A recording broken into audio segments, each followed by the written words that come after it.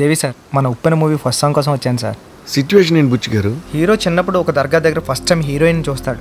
చూసి ఆ దేవుడికి పెట్టే దండం అదే దండం ఈ అమ్మాయికి పెడతాడు సార్.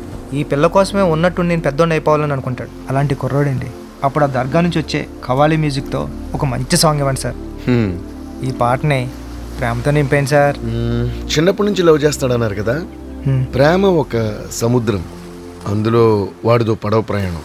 అలా వచ్చిన ఐడియా వచ్చింది సార్. నీ కన్ను నీలి సముద్రం, నా మనసేమో అందుట్లో పడవ ప్రయాణం.